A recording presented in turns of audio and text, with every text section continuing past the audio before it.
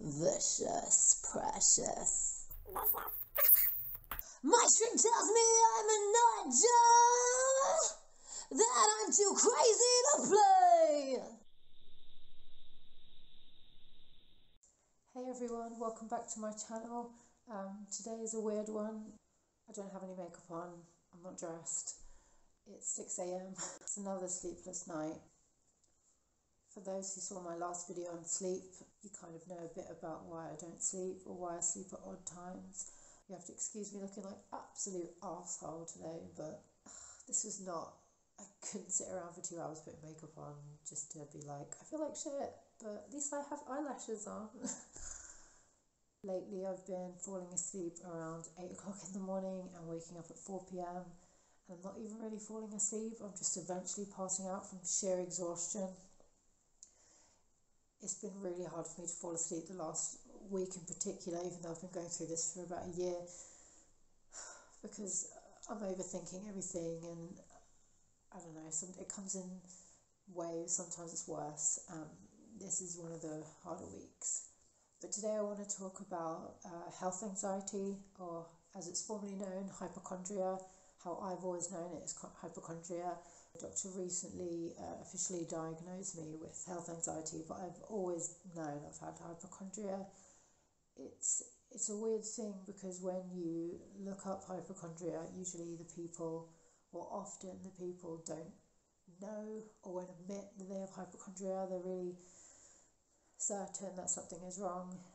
So it's definitely a weird thing for me that I know I have it, but it doesn't stop the feelings from feeling very real at the same time. It makes it really weird to deal with. So for those who don't really know, health anxiety or hypochondria is where you physically feel like something is wrong, even though it isn't. And you physically feel symptoms of a bigger problem, or you obsess about there being a bigger problem, or you're convinced that something really bad is really wrong. The feeling is that it actually is wrong, regardless of you not even having the thing. It ties in directly with anxiety as a whole, but anxiety is such a broad spectrum, it means so many things. That's why I only want to talk about the kind of anxiety that I deal with, because anxiety ranges from someone being in a situation where it makes them feel anxious, but only in that situation do they ever feel anxious, all the way up to things like health anxiety and panic attacks, which I suffer both with.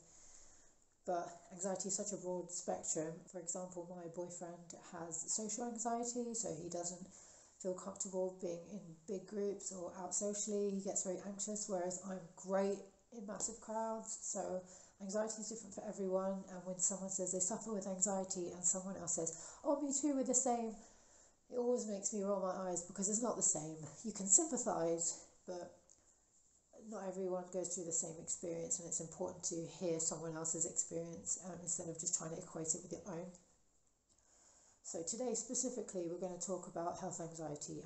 It does tie in quite a lot with panic and panic attacks, but I do want to make a separate video on panic attacks. I will, however, mention panic throughout this video because they're very closely linked.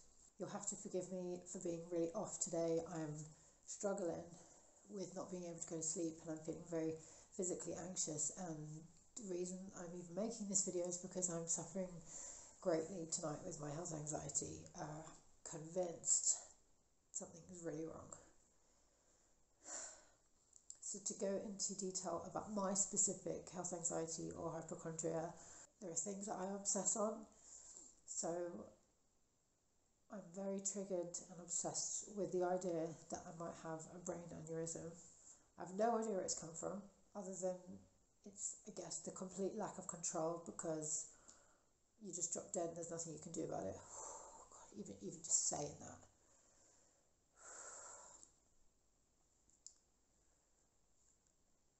I'm also convinced a lot that my headaches are brain tumours, and one of the big reasons why I think I've eventually been diagnosed is that I'm an obsessive Googler of my symptoms. I know I shouldn't, I can't help myself. What does it mean when you get a fucking tight feeling on the back of the right side of your head? And as long as I can see anxiety in one of the top answers, I feel a little bit better.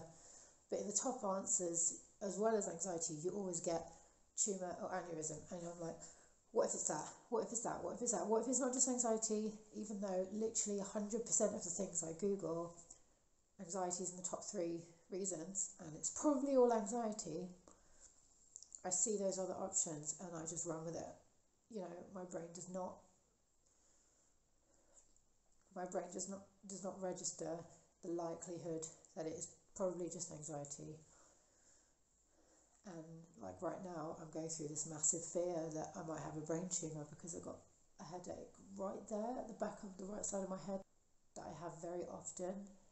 And if I logically think about it, I get it when I don't sleep, but that doesn't stop my brain currently, even as I'm saying that last sentence, from telling me that I've got something really wrong, like a tumour.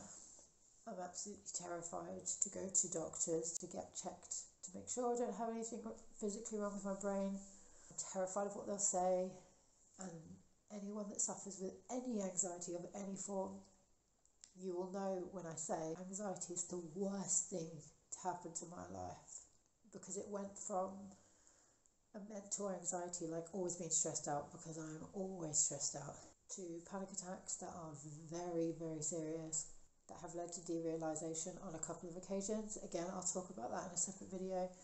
And now they've reached the hypochondria health anxiety stage where instead of just knowing I'll be okay after the panic attack, now I'm thinking that there's something really wrong that I'm ignoring, that one day I'm just gonna just drop dead because I didn't go to the doctors or something.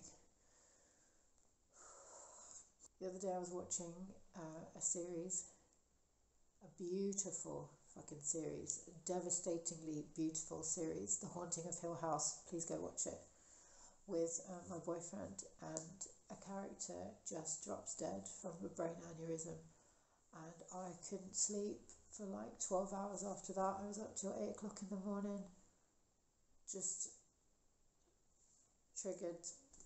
You know, that word gets used by people trying to be snowflakey, but that actually is a real word, and the meaning of it is something triggering an emotion or a response, so I'm going to use it.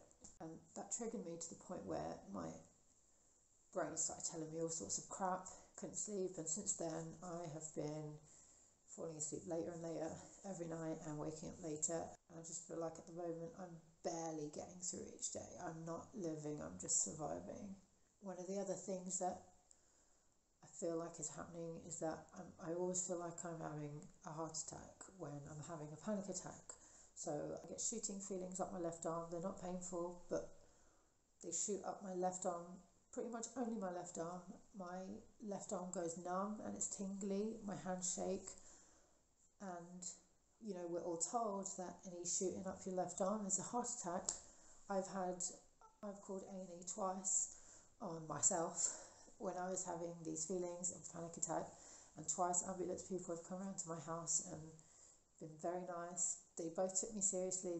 They weren't like, oh, what a waste of our time. To their credit, they said, look, it was just a panic attack, it's absolutely fine. Your heart is healthy. They even gave me a printout of my heart reading, so whenever I'm having a panic attack, I can look at it and remind myself that the last time I thought I was dying, I really wasn't, which does help, and I keep it in my kitchen. But no matter how rational and logical I am after the feelings, at the time the feelings are very real. I'm constantly afraid I'm going to die. I don't want to die. I think about death all the time. I will probably make a whole video on that because I've never been able to really openly talk about my anxiety and feelings of mental health before, because I've never had a counsellor before, and now I'm on a list. You know, you don't like to burden your friends.